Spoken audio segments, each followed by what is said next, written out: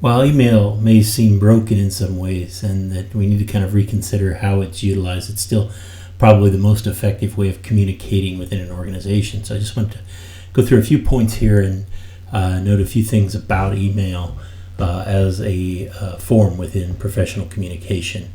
First, email is marked by its general informality versus other forms within an organization. So while a memo or letter, or report or proposal might seem more formal in some ways, email allows you the opportunity to share information more informally.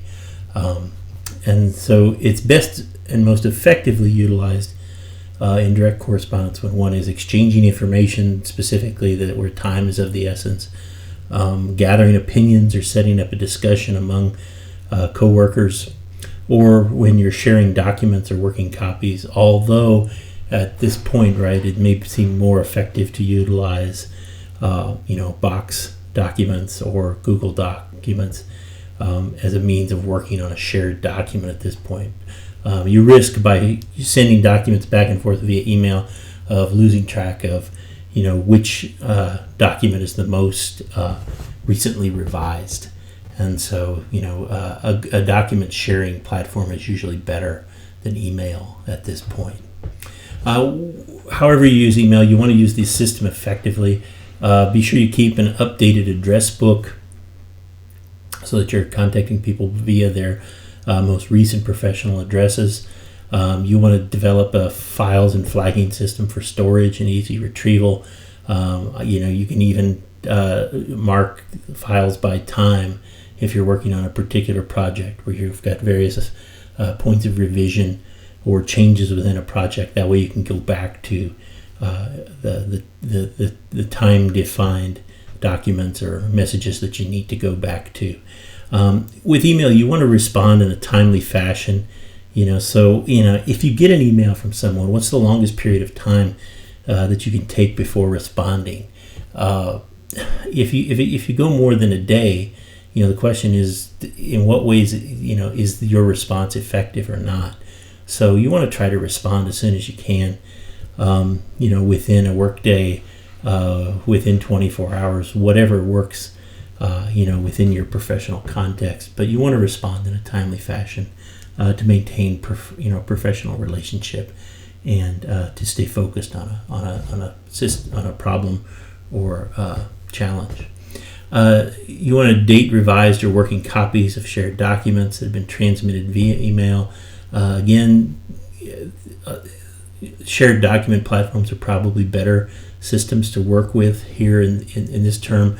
But if you've been given a document and asked to revise it on your own, be sure you date that document when you send it back via email. You don't want to send someone an unrevised, unedited document or an old document, to waste time. Print emails that are essential to projects or presentations. You don't want to, lose track of those things. Keep those hard copies as a means of going back within a project to kind of establish a timeline. You should use the CC, the copy, and the BCC blind copy functions very wisely here. Some people love to use that blind copy function in emails. A lot of times that'll only kind of increase levels of subterfuge and conflict here, right? So you want to forward emails only to those who are directly involved in a project or a situation. If you're in a situation where a coworker is not fulfilling their responsibilities on a project, you probably are better communicating directly with your supervisor than forwarding emails to the supervisor where the supervisor won't know exactly why they're receiving those emails. And be sure you respect confidentiality and using the reply all button. If someone doesn't want you to share the information that you're sharing, don't hit reply all. Just be really careful about that. In fact, you might even want to strip out the addresses when you receive something if there's some confidential information that's there. In writing the actual email itself, gauge the email's informality or formality within the organization. if you're writing to a supervisor, do you have to include a dear, etc. If you're speaking to a client or a customer, do you address it like you're addressing a letter? I think email's informality generally allows you not to do that. But if the person doesn't know you well, it might be a good idea to offer a salutation, right? The dear blank at the beginning of the email. Be sure you read all previous messages before replying. Don't waste everyone's time by asking a question that's already been asked in a string of emails. Therefore, you want to stay abreast of these things, stay current within your emails as best you can. Be sure to quote any relevant portions of prior messages if need be, especially if you want to analyze something or take something apart or emphasize that someone has clearly stated something that you think is important. Be clear and concise within emails. If any form demands that, it's email. And don't be afraid to break the message into short paragraphs to add clarity for the reader. You know how it feels when you're reading a textbook and you turn the page and there's a giant brick of text, unbroken by photograph or paragraph markings.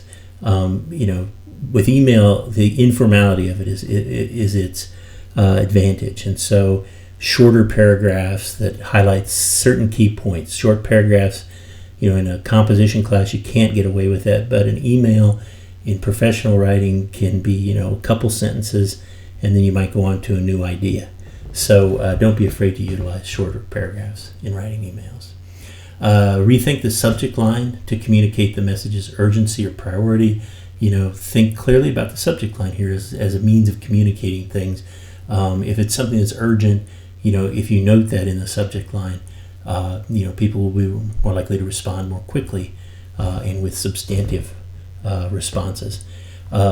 Again, send documents or visual data as attachments. If you're trading a document or any kind of statistical data, send those as attachments as opposed to pasting them within the document where you're at the mercy of code. Use a signature block at the end of your email to provide ready contact information, particularly to clients outside your organization. And then finally, be sure to revise. Give the email one quick read before you send it.